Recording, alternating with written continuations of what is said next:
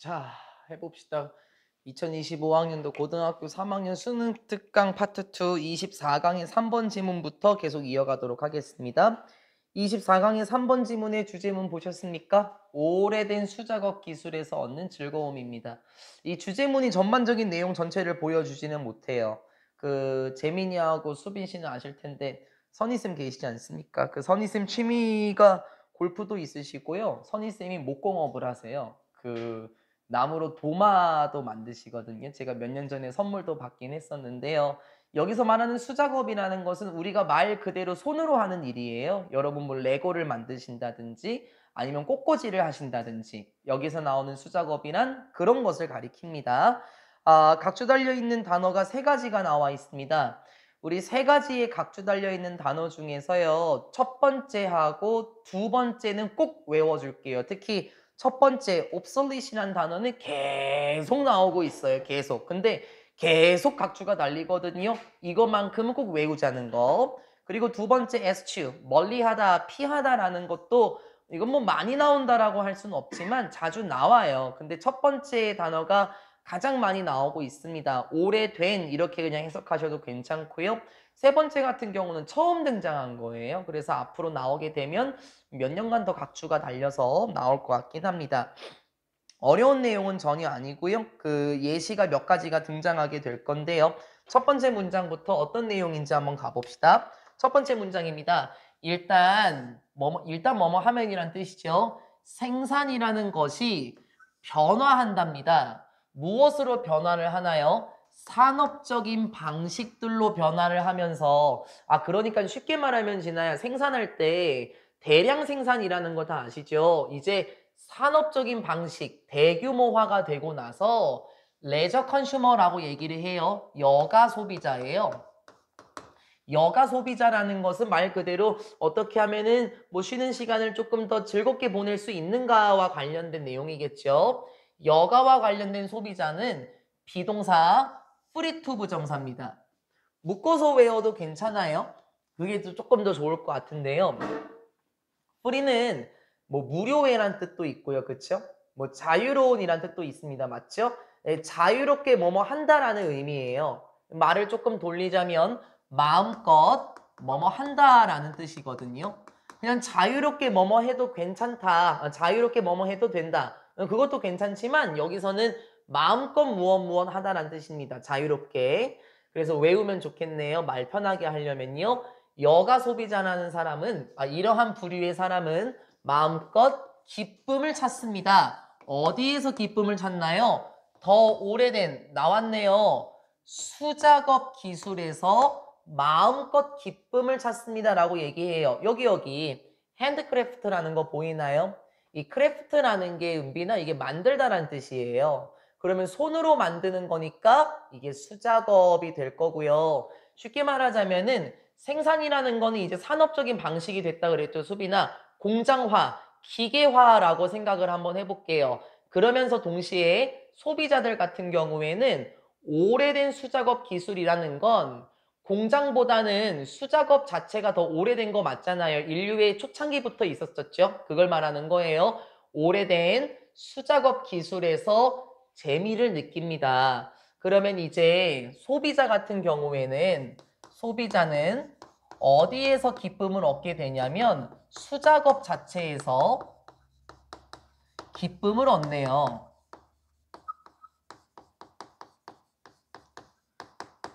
뭐 우리도 마찬가지일 것 같아요. 뭐 꽃꽂이 좋아하시는 분이 계실지 모르겠습니다만 이 세상이 점점 빨라지기 시작하죠, 수빈아. 세상이 점점 가속화되고 있어요. 맞아요? 산업적인 방식으로 바뀌면서 이제 손으로 하는 활동에서 기쁨을 느낀대요. 제가 몇 번 들었던 예시가 뭐냐면 여러분 코로나 시기에 달고나 커피 만들어 보신 적 있으십니까? 예, 그게 이제 수작업이라는 거예요. 그쵸? 여기서 말하는 게 그런 것을 다 의미합니다. 일반적으로 봤었을 때 그 기술 자체가 됐어요. 기술이라는 것 자체가 들어가게 됩니다. 한 가지나 그 이상의 길들로 들어가요. 어떤 길들? 기쁨의 길들로 들어간다. 그러니까 쉽게 말하면은 이 수작업 기술이라는 게 기쁨으로 향한다라고 보시면 조금 더 편할 거예요. 그쵸? 수작업 기술 그 자체가 기쁨의 길로 들어간다. 점점 기뻐진다라는 거예요. 맞아요. 이러할 때 시장이 인식하게 될 때 무엇을? 취미의 수요를 인식하게 될 때 기술이라는 것은 점점 더 기뻐할 만한 길로 들어간다. 아, 그러니까는 그만큼 활동이 많아진다라는 거예요. 그렇지 않을까요?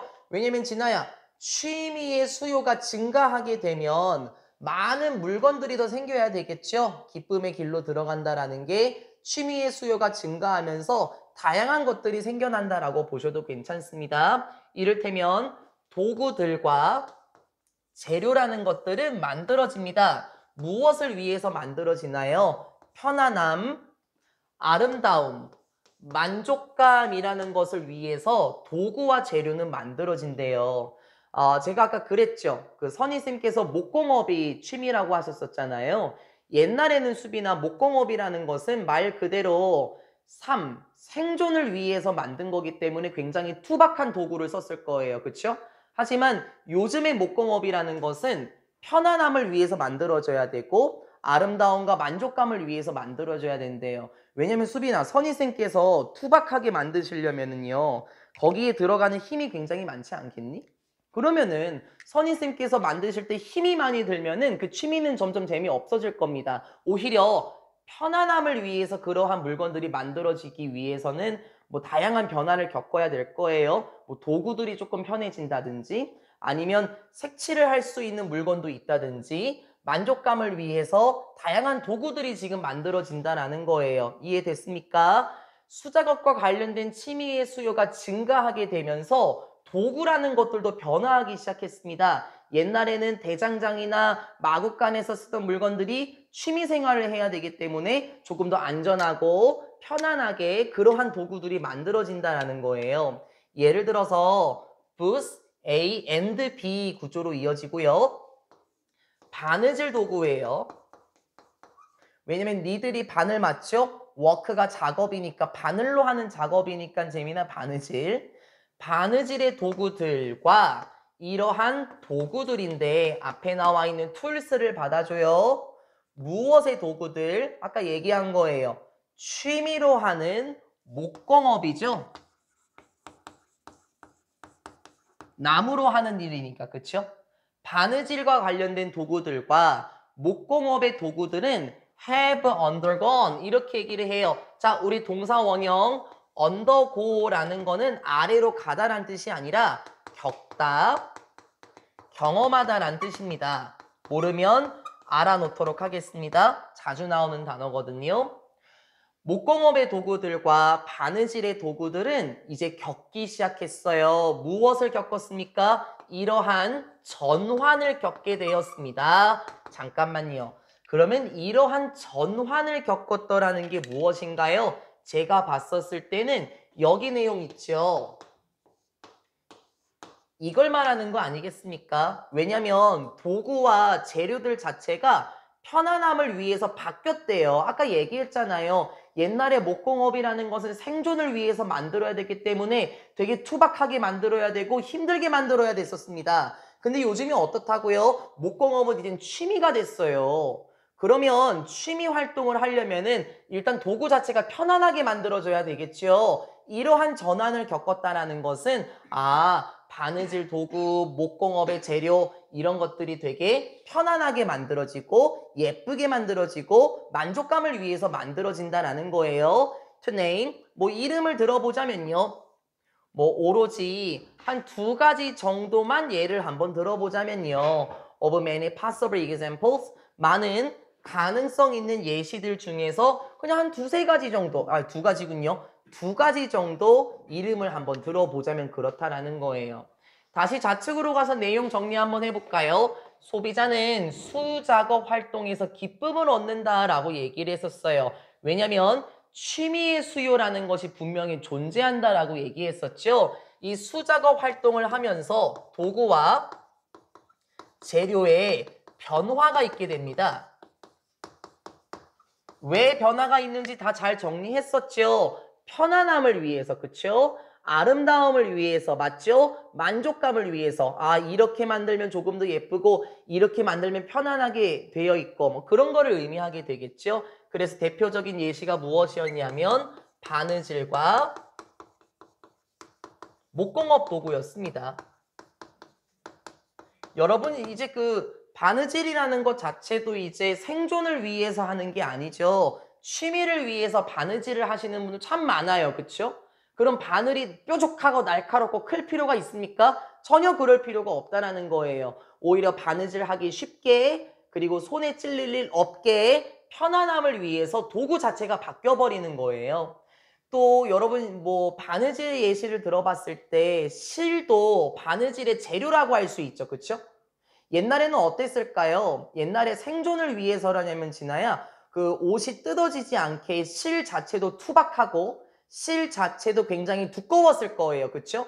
하지만 오늘날은 이제 그러한 것을 생존을 위해서가 아니라 취미로 하기 때문에 실도 부드러워지고 혹은 실도 예뻐지고 실도 뭐 되게 뭐 아름답게 만들어질 수 있겠죠. 그 취미가 되면서 도구 자체도 지금 다 변화했다라는 겁니다. 내용은 크게 어렵진 않아요. 산업적인 방식으로 생산이 바뀌게 되면서 사람들은 이제 수작업으로서 무엇인가 만들기를 원합니다. 전반적인 내용 한 번만 더 해줄게요. 수요가 증가하면서 어떻게 됐다? 도구와 재료도 변화를 겪게 되었고 그거의 예시가 바느질과 그리고 목공업의 도구들 역시 이러한 전환, 즉 재료와 도구들이 변화되었다라는 것을 보여주는 내용이에요. 그 다음에 나오는 것도 수작업이라고 할 수 있는데요. 먼저 단어를 정리하게 되면은 fountain pens라고 나오죠. 만년필이거든요. 아마 여러분 만년필 갖고 계신 분 없을걸요? 재민이 만년필 있어요? 진짜? 얼마짜리? 맞아. 그 만년필 혹시 지나 본 적 있어요? 그래. 여러분 써보셨을지는 모르는데 만년필이라는 거는 어떻습니까? 똑딱이 볼펜 있지 않습니까? 여러분 뭐 딸깍딸깍 하는 볼펜. 그것보다 더 오래된 거 맞죠? 이건 수작업으로 했었어야 되는 거예요. 왜냐하면 잉크도 채워줘야 되고요. 뭐 각도의 기울기에 따라서 글씨체도 바뀌거든요. 이거야말로 수작업이거든요. 이거 요즘에 취미 활동되고 있거든요. 여러분 유튜브 같은 거 보시는지 모르겠지만 만년필로 막 글씨 쓰는 게 굉장히 인기가 많더라고요. 이것도 이제 수작업이라고 할 수 있는 겁니다. 딸깍이 볼펜이 나오기 전에 그 전부터 있었던 거 맞죠? 이게 오래된 수작업에 대한 또 다른 예시입니다. 만년필이라는 거 무엇으로 여겨지나요? 그렇죠. 구식으로 여겨진대요. 그렇죠. 맞죠? 딸깍이 볼펜보다 오래전에 만들어진 거니까요. as 무엇으로서 생산 기술로서 오래된 걸로 여겨진대. 근데 잘 봐봐 가은. 무엇을 생산하는 거야? 글쓰기를 생산 기술에 있어서 뭔 소리예요? 무엇인가 글을 쓸 때 만들어내는 기술로서 만년필은 오래된 거 맞잖아요. 뭐 요즘에 여러분 글을 쓸 때 생산 기술 무엇이라고 할 수 있을까요? 샤프, 볼펜, 형광펜 이런 거 맞죠? 하지만 만년필은 요즘에 흔하지 않습니다.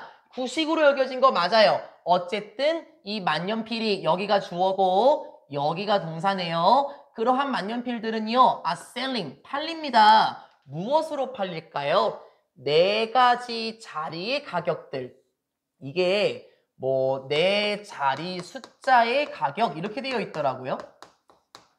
네 자리 숫자의 가격으로 팔린다. 이게 뭔 말이겠니? 예를 들어서 $1000 가격에 팔린다라는 거 아니에요? 이게 네 자리 숫자의 가격이지 않습니까? 그쵸? 쉽게 말하면 되게 비싸게 팔린다라는 거를 이렇게 표현한 거예요. 그쵸? 만년필은 정말 비싼 가격으로 팔립니다. 누구에게? 이런 사람들에게 비싼 가격으로 팔리죠. 어떤 사람들? 주격관계대명사 맞아요. that도 괜찮고요. 여기 1번 잡아주고 주간대의 첫 번째 동사 잡아놓고요. 그 다음 문장에 and를 기점으로 2번 동사도 잡아놓고 들어갈게요. 후부터 시작해서 마지막 그 문장이 끝날 때까지가 전부 다 사람들을 수식해주고 있습니다. 엄청나게 비싼 가격으로 이러한 사람들에게 팔립니다. 자, 어떤 사람들에게 팔립니까? 단순히 즐기는 사람들인데 무엇을 즐겨요? 그냥 과정 자체를 즐기는 거예요. 근데 어떤 과정이죠? forming words입니다. 직역하면 이상해요. 단어를 형성하는 과정. 그게 뭔 말이야? 글을 쓰는 과정이라는 거예요. 맞죠? 단어를 형성하는 과정이라고 하면 되게 이상하잖아요. 그렇죠? 그냥 글을 쓰는 과정을 즐기는 사람들. 됐어요? 무엇으로? 잉크로. 어디에? 종이에 잉크로 글을 쓰는 과정을 즐기는 사람들에게 비싼 가격으로 팔립니다. 쉽게 말하면 그냥 취미 삼아서 글씨 예쁘게 쓰는 분들 계시잖아요. 뭐 옛날에 동양의 서예라고 하면 괜찮지 않겠습니까? 근데 어쨌든 이러한 사람들에게도 비싸게 팔리고, 두 번째, are willing to, 기꺼이 뭐뭐 하려고 하는 사람들. 기꺼이 지불하려고 하는 사람들인데요. 프리미엄, 이게 웃돈으로 나와 있더라고요. 웃돈. 이게 쉽게 말하면 그냥 비싼 가격입니다. 그렇죠? 뭐 프리미엄 가격이 붙었다 이렇게 얘기를 하잖아요. 단지 기쁨을 위해서 비싼 가격을 지불하려고 하는 사람들, 어떻게 보면 좀 나쁘게 말하면 은비랑 좀 허세 부리는 사람들 있지. 기쁨을 위해서 좀 비싼 가격을 지불하는 사람들과 그냥 종이에 잉크로 글을 쓰는 과정을 즐기는 사람들에게 4자리 숫자 가격만큼 매우 비싼 가격으로 팔리는 게 뭐예요? 만년필이랍니다. 그러면 다시요. 세 번째 예시는 무엇이었습니까? 만년필입니다. 이건 역시 오래된 수작업 활동이에요. 왜냐하면 요즘에 누가 글씨 쓰나요? 학생들이나 저 같은 경우만 글씨 쓰지 요즘엔 다 카카오톡이라든지 아니면 뭐 인스타그램입니까? 예, 그런 걸로 문자 체계를 대체하잖아요. 이 만년필이라는 것도 구식의 수작업 활동입니다. 그런데 이것도 인기가 많아졌나요? 네, 인기가 많아졌습니다. 비싼 가격으로 팔려요. 제가 여기 더 스터디 학원 오기 전에 다른 학원, 청라에 있던 학원에서 제가 이제 퇴사를 하게 될 때 그 고등학교 3학년 선배들이 한 20명 정도 됐거든요. 청라 쪽에서요. 고등학교 3학년 선배들이 돈을 모아서요. 저한테 만년필을 사줬는데요. 저 그거 한 번 쓰고 아직도 안 써봤어요. 너무 쓰기 아까워서. 근데 그거 30몇만 원이었대요. 그 만년필. 되게 비싼 가격이죠. 예, 만년필이라는 것도 이제 구식의 활동이긴 하지만 비싼 가격으로 팔립니다. 그만큼 수요가 있겠죠. 1950년대에 The Late Shelby Foote. 얘들아, 요런 거 조금. 이게 지금 사람이거든요. SF라는 사람이에요. 이름이야, 그냥 이름. 근데 얘들아, 사람 앞에 late가 나오게 되면은 늦은이 아니에요. 우리 알고 있나요? 사람 앞에 late가 붙으면 늦은이 아니라 고인이 된이란 뜻이에요. 그러면 고인이 되었다라는 게 뭘까요? 돌아가신 이런 뜻이죠. 그래서 늦은이란 뜻이 아니라는 거를 좀 알았으면 좋겠어요. 전제 조건 뭐라고 가하나? 사람 앞에 붙을 때. 됐어요.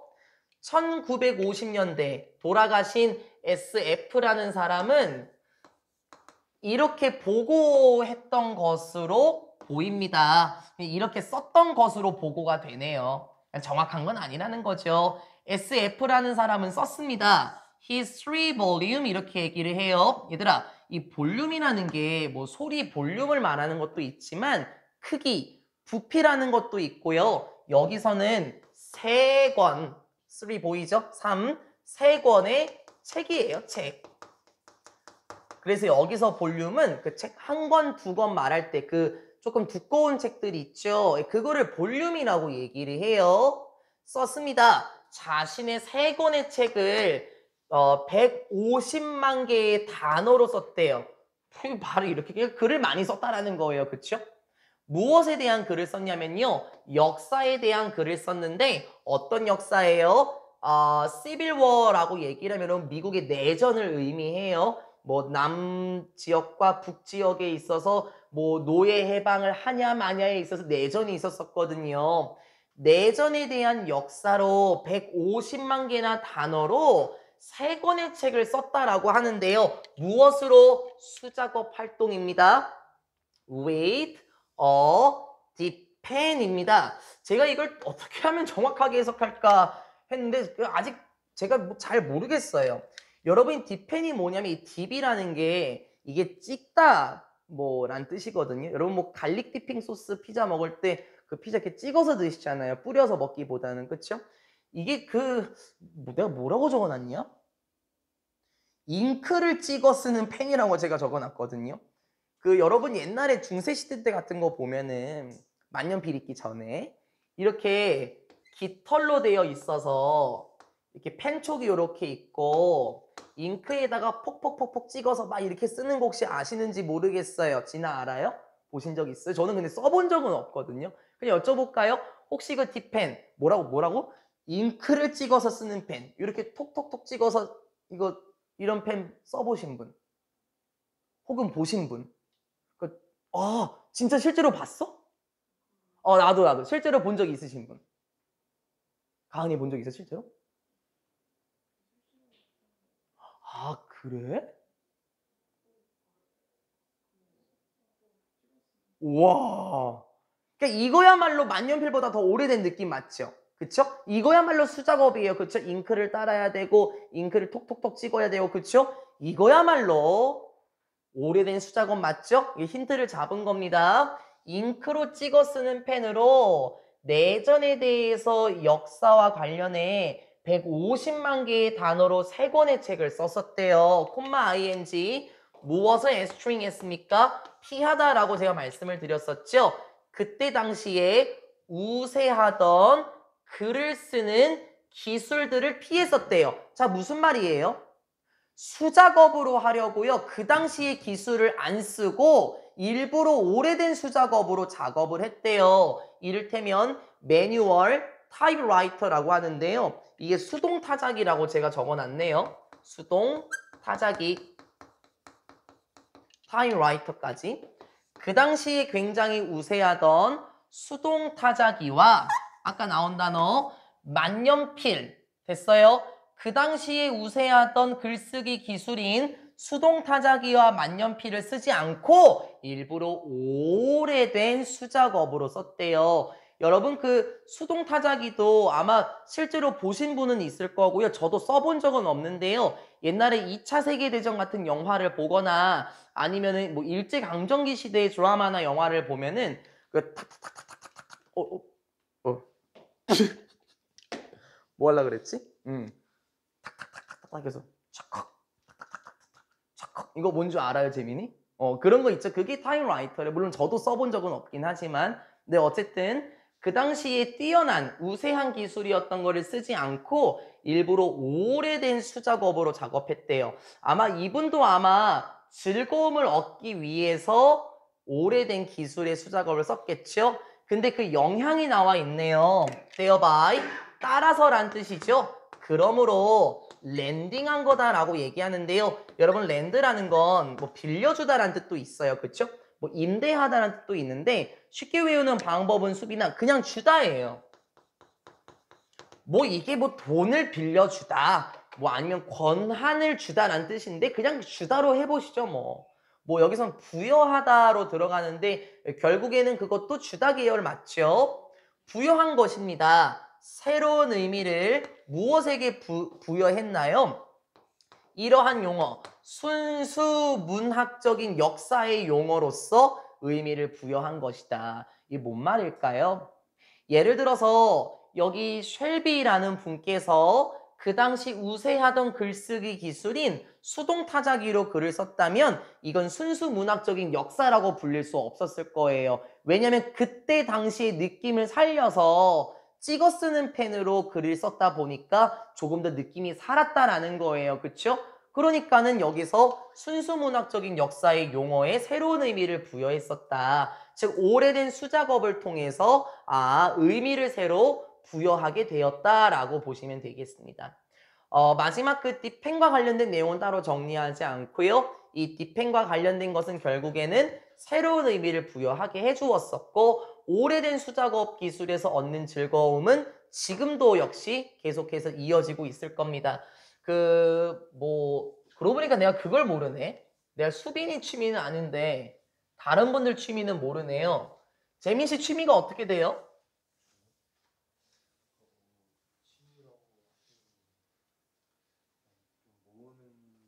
뭐를? 뭐를 모아?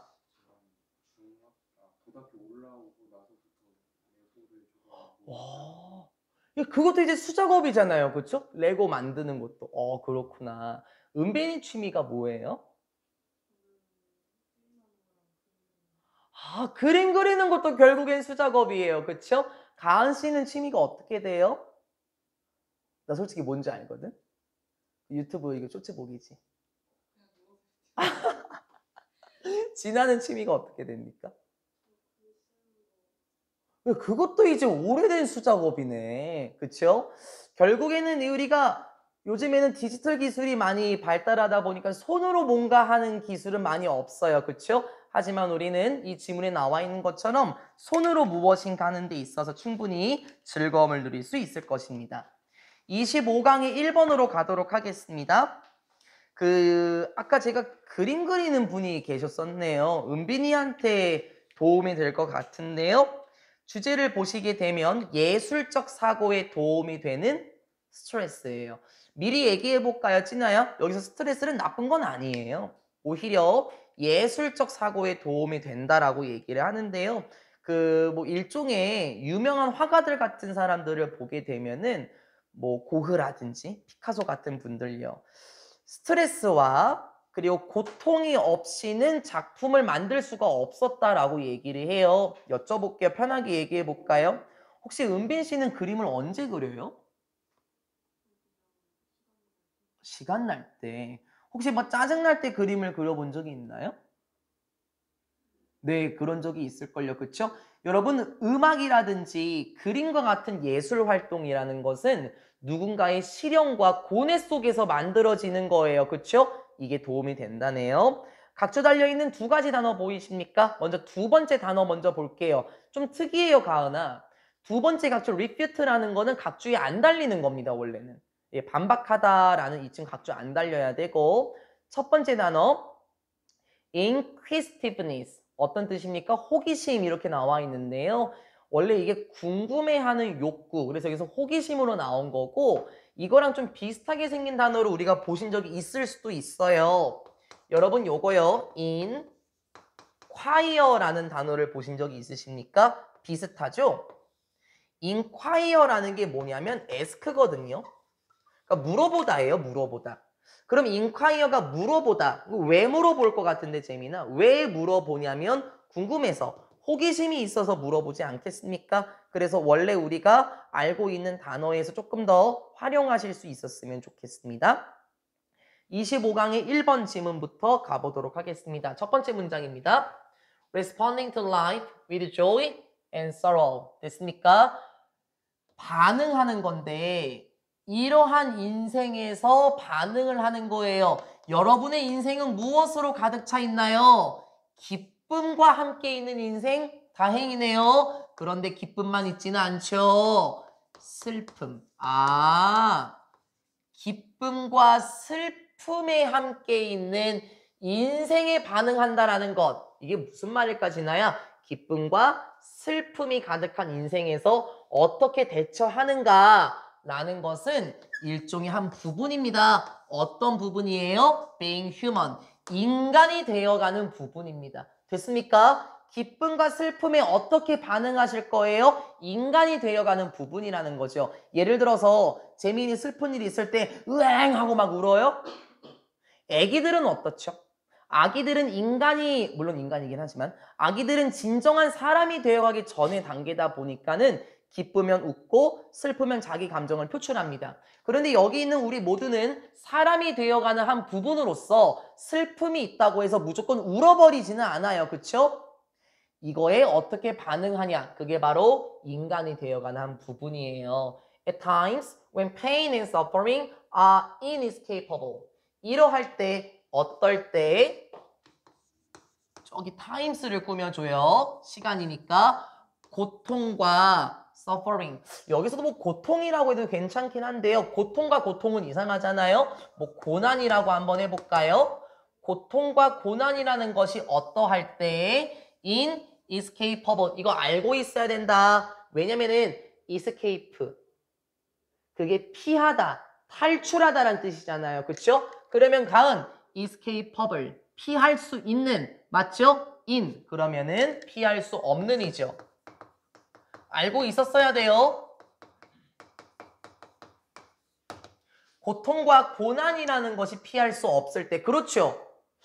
우리 살아가면서 고통과 고난은 피할 수 없어요. 그렇죠? 그러할 때 it is important. 참 중요합니다. 뭐가 중요해요? 이 투부정사 나오고 그 사이 형용사 가주어 진주어 맞아요.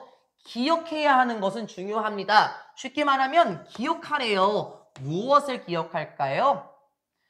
이것은 일종의 한 부분이더라. 어떤 부분이지? 과정의 부분이야. 됐어요? 그런데 그 과정이란 건 뭐냐면 우리가 acquire, 습득하다, 얻다란 뜻이죠. 우리가 지식을 얻을 수 있는 과정의 일부라는 것을 기억해야 된대요. 아, 하고자 하는 말이 뭔지 알 것 같아요. 첫 번째 문장에 슬픔 나왔었죠. 그렇죠? 특정한 감정에 대해서 어떻게 반응하는가가 사람이 되어가는 부분이고 글 잘 썼지? 지식을 얻을 수 있는 과정의 부분은 뭐야? 아, 슬픔과 고난이 피할 수 없는 것을 인정해야 할 때라는 거네요. 그러면 제 생각에 말을 좀 돌리면요, 수빈아. 고통과 고난이라는 것을 피할 수 없음을 인식하고 있을 때 우리가 그때 무엇인가 지식을 얻을 수 있대요. 쉽게 말하면 고통에서 어떻게 대처할 수 있는가, 그렇죠? 슬픔, 시련, 역경이 왔을 때 굴하지 않고 발전해 나가는 방법 그런 걸 배울 수 있다는 거예요. 물론 이것은 does not mean 의미하지는 않습니다. 무엇을 의미하지는 않죠? 어떤 사람이 반드시 뭐뭐 해야 된다. 반드시 고통 속에 있어야 한다. 그건 아니에요. To make art. 예술을 만들기 위해서는 고통에 처해야만 해. 이건 아니라는 거예요. 그쵸? 왜냐면 진아야, 고통이라는 것이 있어야만 지식이란 걸 얻나? 그러면 우린 무조건 고통에 있어야 되나? 아, 그건 아니라는 겁니다. 예술이란 것을 하기 위해서는 무조건 누군가가 고통 속에 있어야만 한다. 그걸 말하는 건 아니고요. 오히려 주제문 스트레스라는 것은 어떻게 될 수 있습니까? 채널들 될 수 있습니다. 요 단어 잘 나오진 않아요. 여러분 채널 하게 되면 보통 뭐라고 해석하실래요? 그냥 채널이라고 얘기를 하죠. 그렇죠? 뭐 뜻은 되게 많은데요. 채널이란 건 뭐냐면 전환하다예요. 바꾸다란 뜻이거든요. 쉽게 외우는 법을 또 전달해야 되겠죠, 은빈아. 채널이라는 게 보통 그 뭐 텔레비전 프로그램의 어떤 채널을 말할 수 있어요. 그렇죠? 리모컨으로 채널을 돌린다라는 말 혹시 들어본 적 있으십니까? 바로 그 표현이에요. 채널을 바꿀 때 리모컨을 쓰죠. 그래서 여기서 채널은 전환하다, 바꾸다라는 뜻이었었고요. 비동사 뒤에 과거 분사니까 수동으로 나온 겁니다. 그렇죠?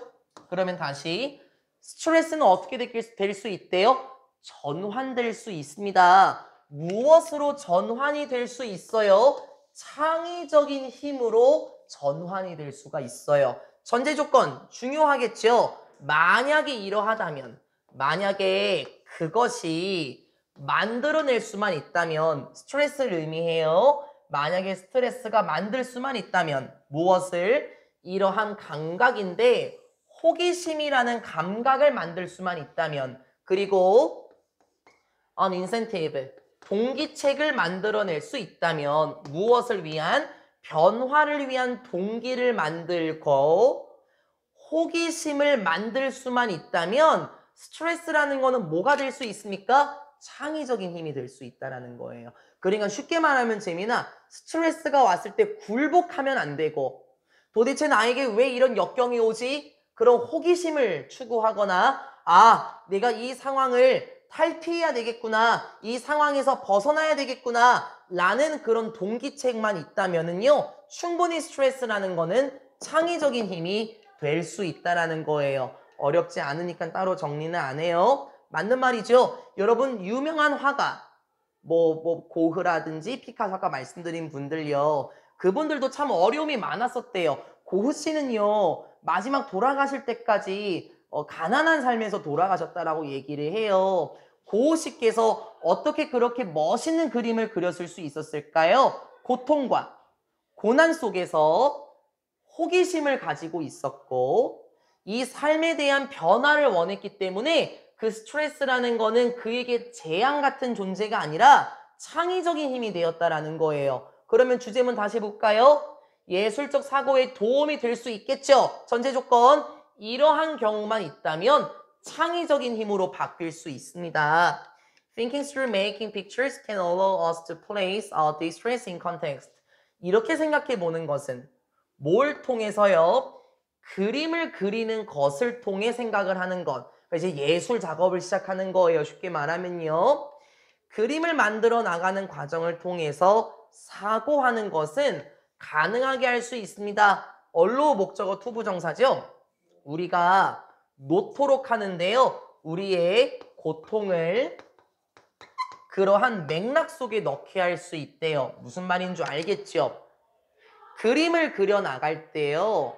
우리의 고통을 그 맥락 속에 집어넣을 수 있대. 무슨 말일까? 내가 생각하고 있는 혹은 내가 느끼는 고통을 그 그림 속에다가 그려놓는다라는 거예요. 그쵸? 그래서 그 유명한 화가들의 그림을 보게 되면 어두운 그림도 참 많잖아요. 그쵸? 절규라는 그림도 있겠고요. 다양한 그림들을 보면은 꽤나 어두운 내용들이 많습니다. 그러면 그러한 작품을 봤었을 때 그림을 그려나가는 사고 속에서 자신의 고통을 그 그림의 맥락 속에 집어넣을 수 있었겠구나. 이렇게 생각하면 이 글은 아주 완벽합니다.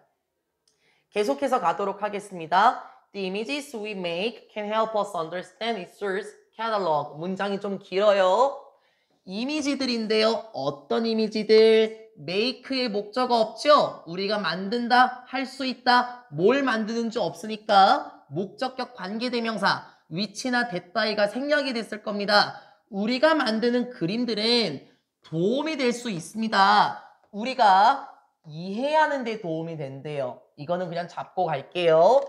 여러분, help, 목적어, 동사 원형이 나왔죠? 1번 동사, 2번 동사, 3번 동사, 4번 동사 원형이 병렬입니다. help, 목적어, 동사 원형 구조가 병렬 구조고요. 아시겠지만 그 help 같은 경우는 목적격 보어로 동사 원형이 나와도 되고 투부정사가 나와도 되더라. 그치? 쉽게 말하면 to가 생략이 되었구나. 그렇게 볼 수도 있다라는 거예요. 다시요. 우리가 만들어내게 되는 그림이라는 것들은 도와준대요. 우리가 이해하도록 도와줘요. 무엇을 이해하도록 도와주죠? 그것의 근원, 아마 고통의 근원을 이해하도록 도와준대. 그림을 그리면서 내가 이래서 고통스럽구나. 그걸 그림 속에 투영시킬 수 있다는 거 아니에요? 그리고 catalog, 이게 분류하다는 뜻이죠. 그리고 그 고통의 범주를 분류하도록 도움이 된대요. 그리고 적응시키도록 하는데 우리 자신을 어디에 적응시켜요? 바로 그 고통의 존재 속에 적응시킬 수 있도록 하고요. 그리고 devise, 만들다란 뜻이에요. 고안하다란 뜻이긴 하지만 결국엔 만들답니다. 어떠한 방법들을 만들기도 하죠. 어떤 방법? 통제하는 방법, 무엇을? 그 고통을 통제하는 방법들을 만들어내는 데 도움이 될 수 있습니다. 확실하네. 예술가들은 고통 속에서, 특히 스트레스, 고통과 고난 속에서 대작을 만들어요. 이게 바로 그 내용 아니겠습니까? 그 그림이라는 것들은 고통의 근원을 이해하도록 하고 그리고 고통을 분류하도록 하고 고통의 존재 속에서 우리를 적응시키려고 하며 고통을 통제하는 방법들을 만들도록 도와주는 게 바로 그림이래요. 그러니까 예술 활동을 하면서 자신의 고통과 고난이 왜 생겨났는지 그 그림을 통해서 투영시킬 수 있다는 거죠. There are things in life once called wisdom, which 여기 문장이 조금 복잡합니다. There are things. 이런 것들이 있어요. 천천히 따라올게요. 인생에서는 이러한 것들이 있는데 가로 먼저 볼까요? 이전에 무엇이라고 불렸던 거냐면 예전에는 지혜라고 불렸던 것들이 있어요. 됐습니까? 예전에는 지혜라고 불렸던 것들이 있고요. 여기 which도 마찬가지. 요걸 의미를 하는 겁니다. 이러한 것들이 삶에 있죠. 예전엔 지혜라고 불렸었는데 그러한 것들은 뭐냐면 우리가 발견해야만 한대요. 됐습니까? 무엇을 발견해야 되는지 목적어 보이지 않습니다. 그쵸? 우리가 발견해야 하는 것들이 있어요. For ourselves. 우리를 위해서 알아내야만 하는 것들이 있다고요. 뭐 함으로써요? Making our own private journeys라고 표현합니다. 자, 직역하면 이렇게 돼요. 이상의 직역하면 가은 개인적인 여정. 그게 뭔 말입니까? 쉽게 말하면 인생 아니에요? 우리의 개인적인 여정을 함으로써 무슨 뜻이야? 우리가 인생을 살아가면서 됐죠? 훨씬 쉬워지죠? 개인적인 여정. 우리의 인생을 살아가면서 우리 자신을 위해서 발견해야 하는 어떤 것들이란 건 꼭 존재합니다. 그러면 그게 뭘까? 난 좀 알 것 같아, 재민아.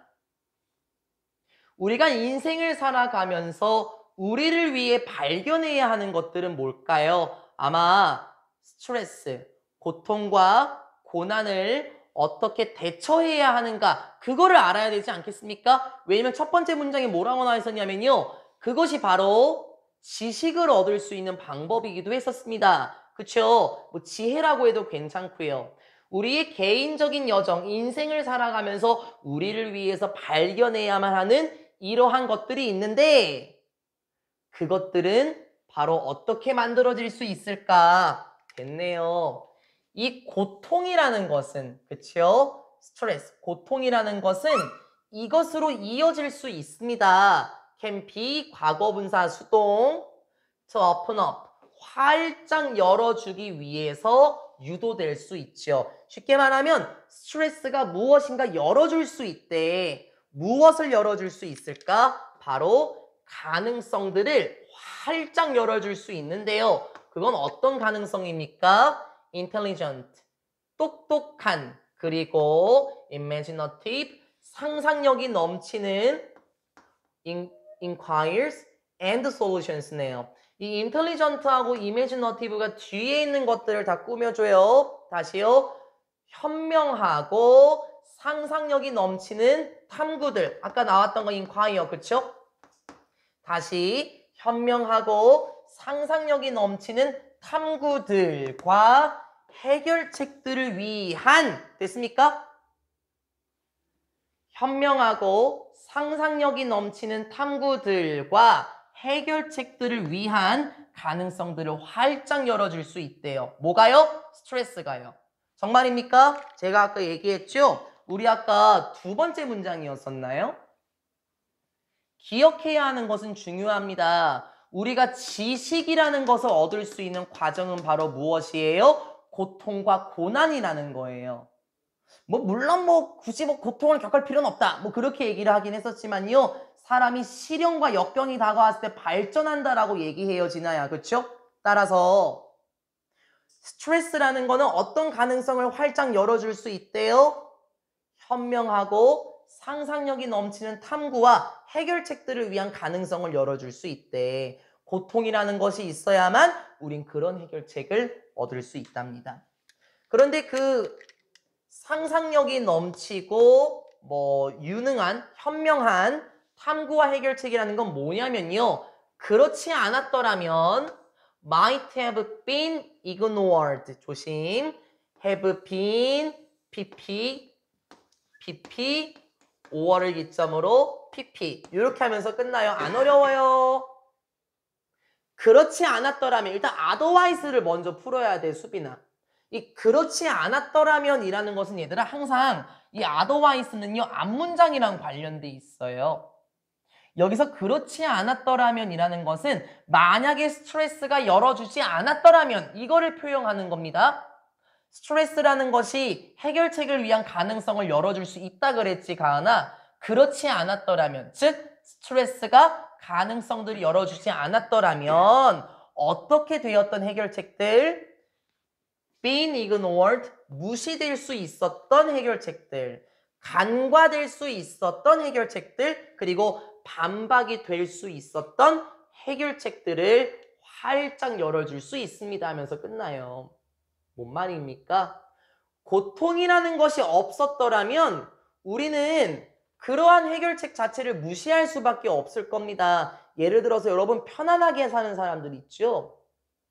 뭐 금수저라고 칭해도 괜찮습니까? 편안하게 사는 사람들은 이런 말 해요. 뭐 재민이가 예를 들어서 저 너무 힘들어요 하면은 형 뭐가 힘들어? 뭐 이렇게 얘기할 수 있지 않겠습니까? 왜냐면 그들에게 고통이라는 것은 존재하지 않았었을 거예요. 그렇죠? 이 문장이 바로 그거라고요. 스트레스, 고통이라는 것이 없었더라면 무시되거나 간과되거나 반박될 수 있던 해결책들을 스트레스가 활짝 열어주었습니다. 즉 예술이라는 것은 스트레스라는 거, 고통과 고난, 역경이라는 것이 있는 경우에만 만들어질 수 있겠고 현명하게 상상력 넘치는 탐구와 해결책들에 대한 가능성을 활짝 열어줄 수 있습니다. 그 걸작이라는 것은 아까도 말씀드렸듯이 걸작이라는 것은 역경과 고통이 있을 때만 만들어지는 것 같아요. 그래서 혹시 아까 제가 처음에 은빈이한테 여쭤봤던 이유가 뭐냐면 스트레스 받으실 때 그림을 그리시냐라고 여쭤본 이유가 요 내용과 일치할 수 있기 때문에 말씀을 드렸던 겁니다. 어려운 내용은 아니었습니다. 그쵸? 괜찮았었고요. 이제 144쪽의 2번 지문으로 가도록 하겠습니다. 이건 그림으로 보면서 살펴보시도록 하겠습니다. 주제문을 보시게 되면 공간을 정의하는 건축적 특성입니다. 이 말이 너무 또 딱해요. 공간을 정의하는 건축적 특성. 예를 들어 볼까요? 여러분이 어떤 건물에 들어갔었을 때 와 정말 멋있다라는 감정을 느껴보신 적이 있으십니까? 예를 들어서 저는 처음에 저희 정일아 원장님네 학원에 처음으로 제가 커피 마시러 놀러 왔었거든요. 벌써 꽤 오래됐네요. 그때 이 학위관을 딱 왔었을 때요. 건축적 특성. 이 넓은 로비를 보고 그리고 그 재민이 앉아있던 그 스탠딩 테이블 그거를 보고 저는 되게 멋있게 느꼈었거든요. 이 공간을 정의하는 게 바로 그 건축적 특성이라는 겁니다.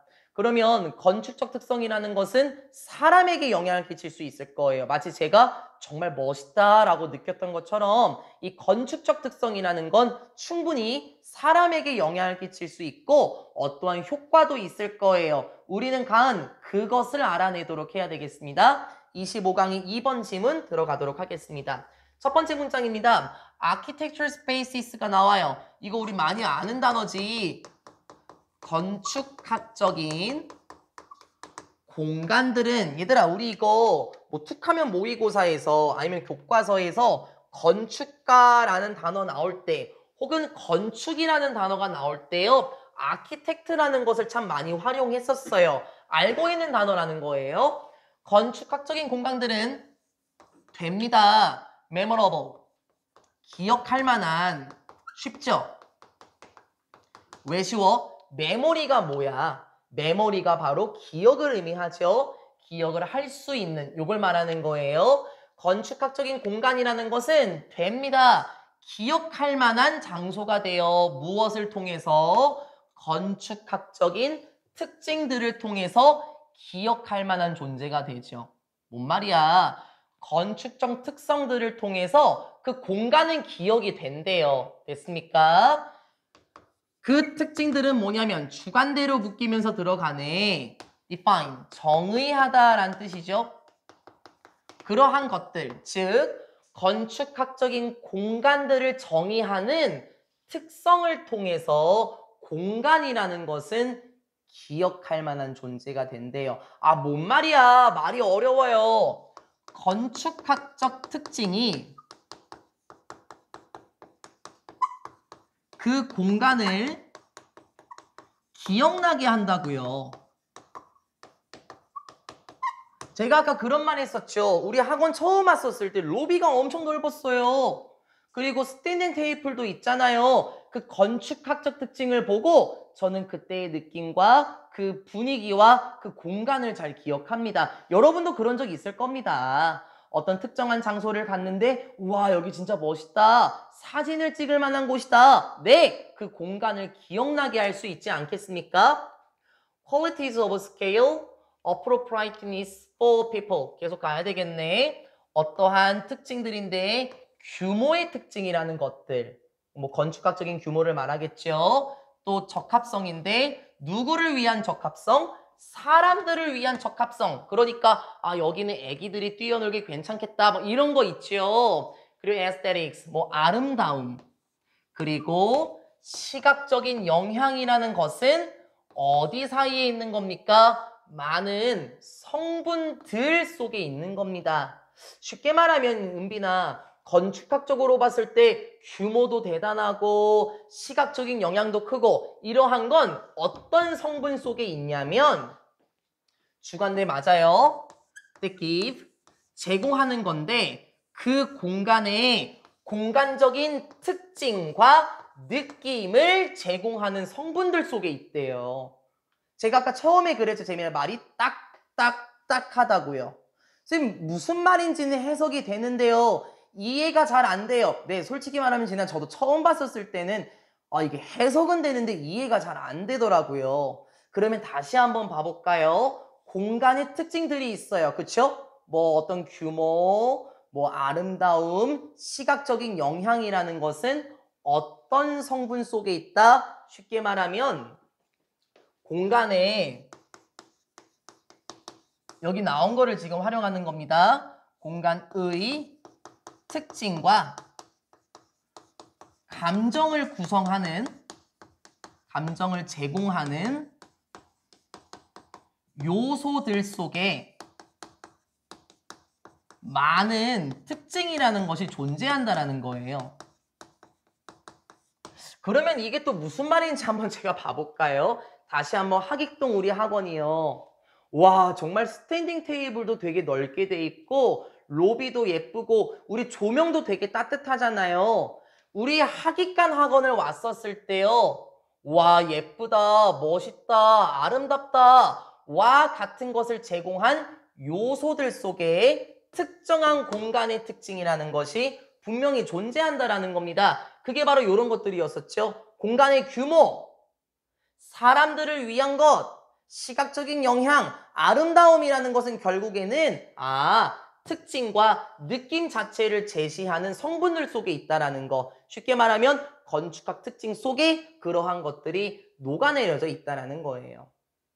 The purpose of a space, 목적은 무엇의 목적? 어떤 공간의 목적이라는 것은 만들 수 있습니다. 그 공간 속에 장소를 만들어 줄 수 있습니다. 뭔 소리지? 공간에다가 어떤 느낌을 부여한다라는 거예요. 됐어요? 공간의 목적이라는 것은 그 공간에다가 장소라는 것을 부여할 수 있대요. 그러면 사람들에게 많은 것을 또 미칠 수가 있겠죠? 이제 여기는 예시가 나올 건데요. 예시가 3가지인데 여러분 제가 예시의 사파를 2가지 정도밖에 못 구했어요. 조금 이따가 공간의 특징 한번 보도록 하겠습니다. The oval office네요. 이게 타원형의 라는 뜻이에요. 타원형으로 되어 있는 사무실이 있대요. 어디에? 화이트하우스. 여러분 화이트하우스는 어디죠? 뭐 하얀 집? 네, 미국의 백악관이죠. 백악관. 그쵸? 그 대통령 집무실을 이렇게 표현해요. 백악관에 있는 타원형의 사무실. 이게 대통령 집무실입니다. 그 대통령들이 있는 공간. 어쨌든 이러한 곳은 좋은 예시입니다. 무엇의 좋은 예시인가요? 공간의 좋은 예시인데 무엇을 가지고 있는 무엇을 가지고 있는 장소입니까? Enormous history significance. 엄청난 역사적인 중요함을 가지고 있는 공간의 한 가지 예시더라라고 얘기를 해요. 지금 타원형 사무실, 즉 백악관의 대통령 집무실이라는 것도 지금 본 것처럼 역사적인 중요함을 가지고 있대. 그러면 저는 궁금하네요. 도대체 대통령 집무실의 건축학적인 특징이 무엇일까? 그쵸? 그리고 어떠한 특징이 존재할까? 여기서는 역사적인 중요성을 띠게 한다라 그랬는데 그게 뭔지 이제 알아봐야 되겠습니다. The unique, 이렇게 독특한 타원형 모양은, 맞아요? 여기 말 조심하자. 이제 각주 달려있는 단어는 안 보고 가긴 했는데 뭐 괜찮을 겁니다.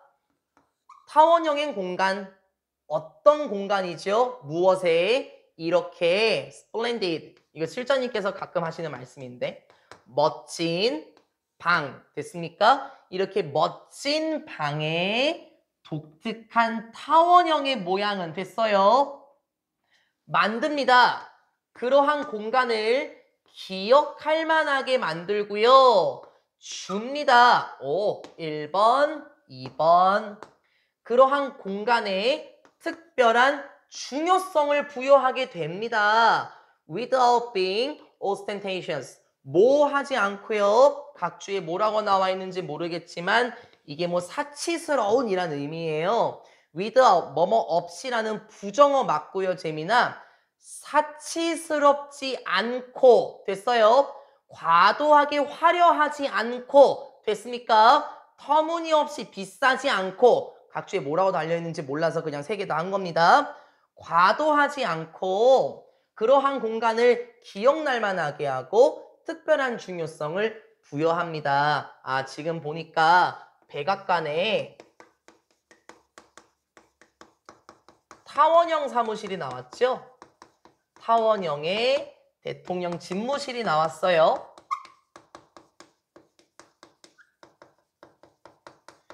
이곳은 어떤 것이 있었다 그랬었죠? 방금 본 것처럼 역사적 중요성을 부여하게 되고 마지막 문장 자체가 일단 포인트가 될 것 같아요. 그러한 공간을 기억할 만한 공간.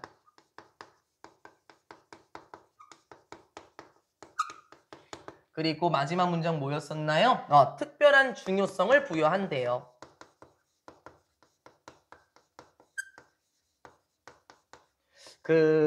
이거는 그림을 봐도 잘 모를 거거든요. 이게 왜 특별한 중요성을 부여하는지 그림을 봐도 모를 거예요. 왜냐면 저도 몰랐었거든요. 그냥 제가 다음 파트 때 사진 지금 하나 보여드릴 건데 이거는 그냥 대통령 집무실의 모습이고 여기서 어떤 특별한 중요성이 있는지 한번 봐볼게요. 사실 그 중요성을 찾기는 어렵습니다. 저도 못 찾았거든요. 물어는 볼게요. 그래도요.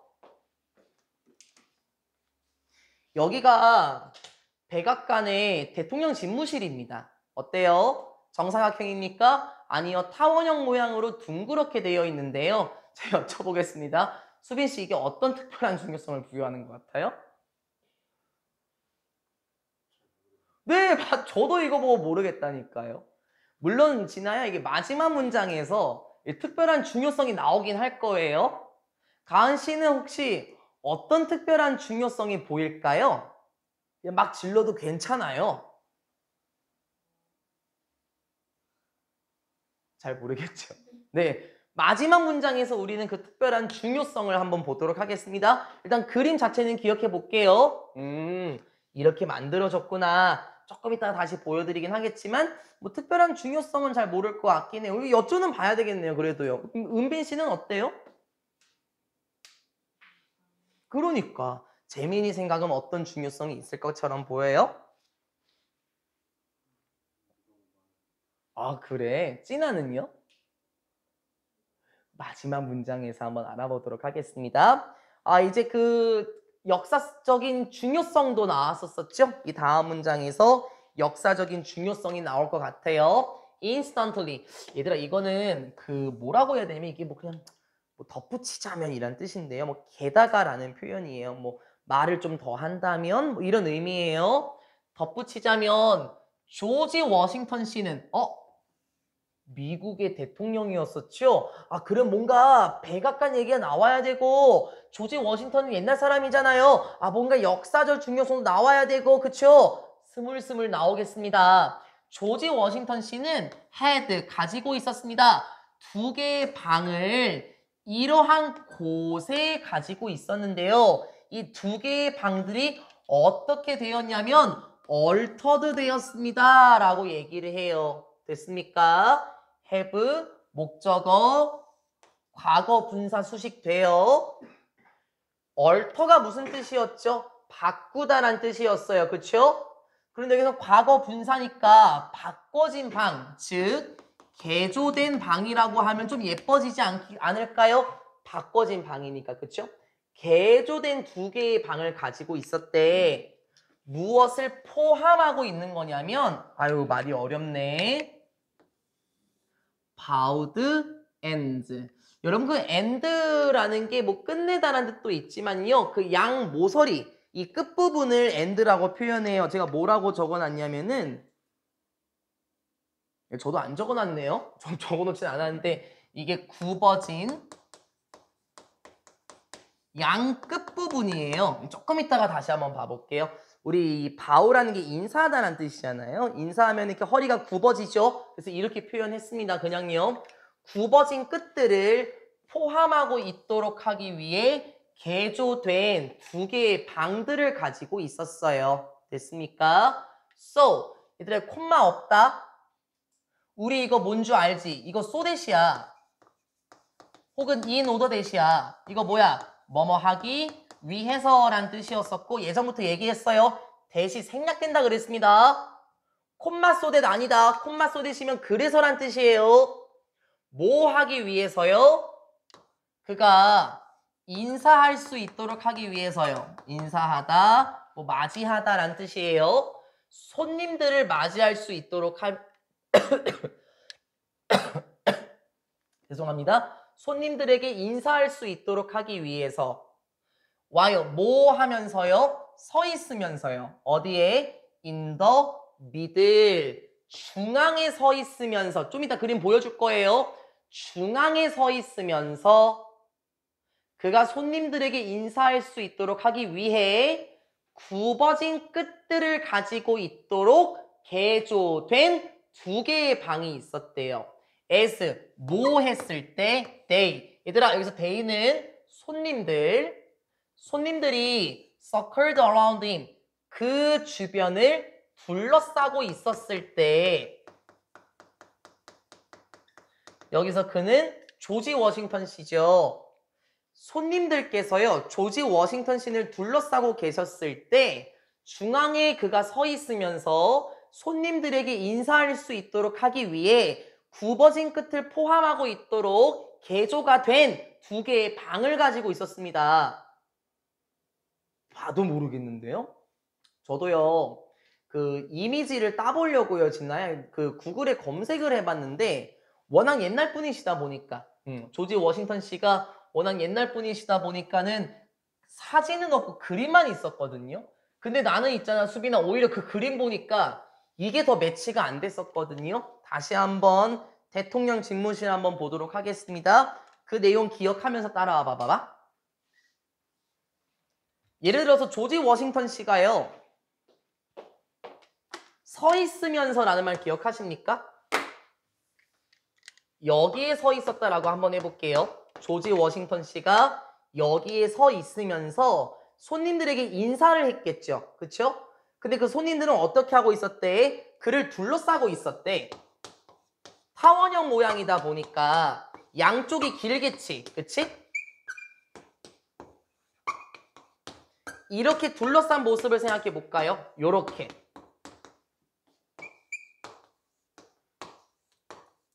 이게 방금 그 표현인 거예요. 됐습니까?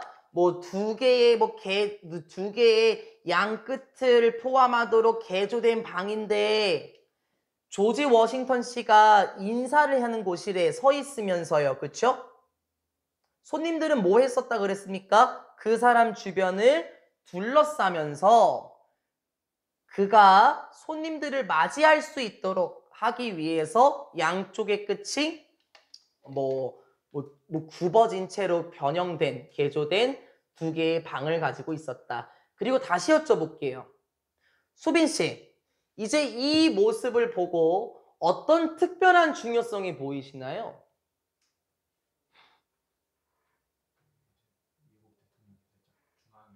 오, 좋아.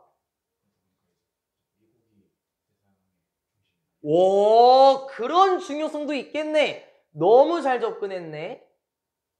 우리 문과 진아 씨는 어떤 특별한 중요성이 보이십니까? 같은 문과끼리. 응? 딱 함축적으로 보자면. 아, 그래요? 정답은 없어요. 가은 문과 씨, 문과 기회 한번 탁 살려주셔야죠.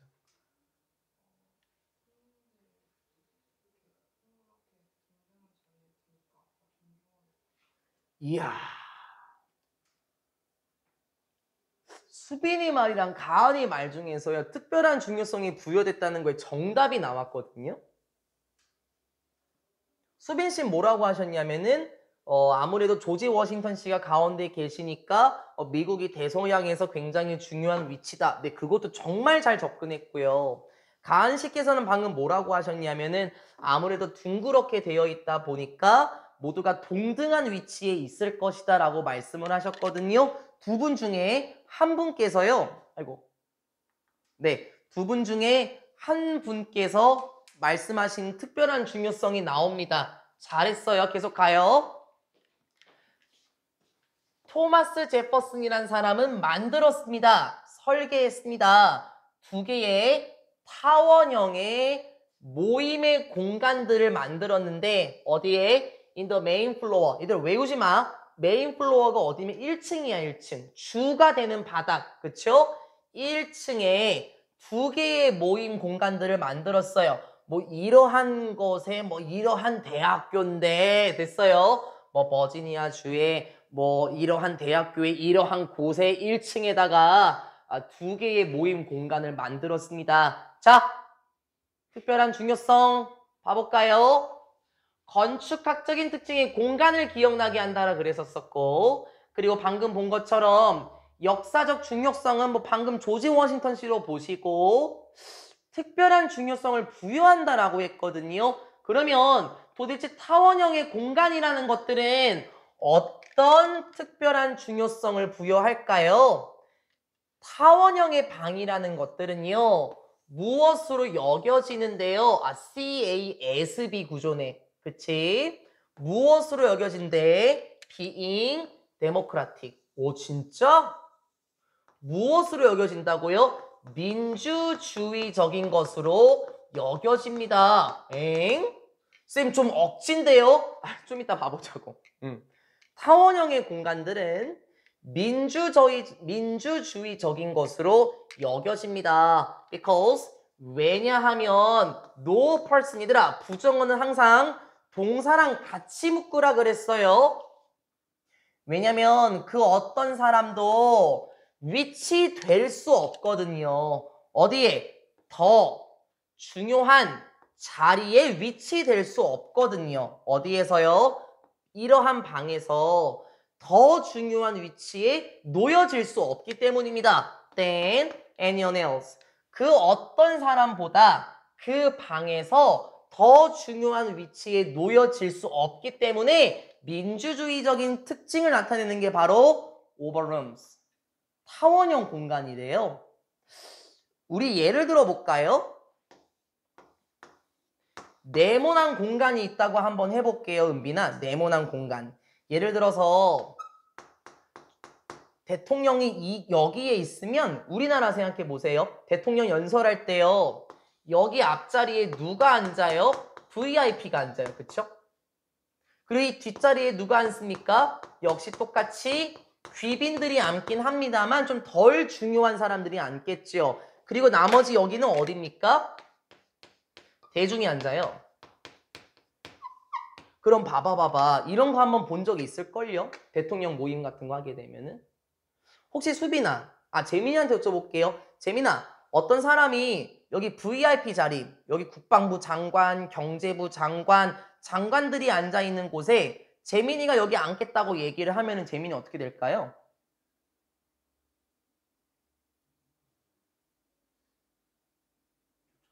네, 끌려가요. 이거 놔! 나 여기 앉고 싶어! 이렇게 되지 않겠습니까? 봐봐봐. 이렇게 사각형 모양으로 되어 있는 곳에서는요, 중요한 사람이 앞에 앉는 것으로 일반적으로 되어 있는 것 같아요. 그렇죠? 근데 타원형인 곳에서는 어떻습니까? 이렇게 있게 되면은 주변의 사람들이 동그랗게 둘러싸게 되죠. 그러면 이러한 경우에 누가 중요하다라고 할 수 없어요. 왜요? 모두가 동일하게 일렬로 대통령을 볼 수 있지 않습니까? 그러면 타원형의 공간이라는 것들은 굉장히 민주적인 특징으로 보여지는 거고 이게 바로 그 특별한 중요성을 부여했겠군요. 조금 더 발전시켜 보자면 미국은 어떤 국가인가요? 민주주의의 대표 국가라고 할 수 있을 것 같아요. 그쵸? 그러면 다시요. 타원형으로 만들었던 이 건축학적인 특징은 일반적인 공간을 기억나게 하는 것도 맞지만 그 공간을 보았을 때 역시 민주주의인 국가답게 미국은 민주주의적인 국가답게 타원형으로 구성을 해놨구나 이렇게 생각할 수 있지 않겠습니까? 물론 뭐 네모난 공간이 나쁘다. 그리고 여기 앞자리에 앉아 계신 재민이가 가장 VIP다. 그걸 말하는 건 아닙니다. 하지만 일반적으로 타원형의 건물이라는 것은 민주적인 특징으로 여겨졌대요. 가은이 나이스 샷이었고요. 우리 수빈 씨도 접근 참 잘하셨습니다. 이 다음에 나와 있는 그림은 뭐냐면 토마스 제퍼슨이라는 사람이 설계했었던 그 미팅룸을 보여줄게요. 이것도 뭐 불을 끄는 게 좋을까요? 지금 이게 가장 잘 묘사가 된 건데 지붕밖에 안 보여요. 그죠? 사실은요. 이 밑에 보면은요. 뭐 자습실처럼 독서실처럼 이렇게 되어 있는데요. 이 지붕형 아치 모양을 봤었을 때 타원형으로 되어 있는 것처럼 보여요. 그렇죠? 그래서 이게 바로 아까 토마스 제퍼슨이라는 사람이 만들었었던 어디예요? 두 개의 모임 공간들을 의미했었던 겁니다. 네, 여기까지 25강의 2번 나가도록 하고요. 오늘 여기서 영상은 마무리해요.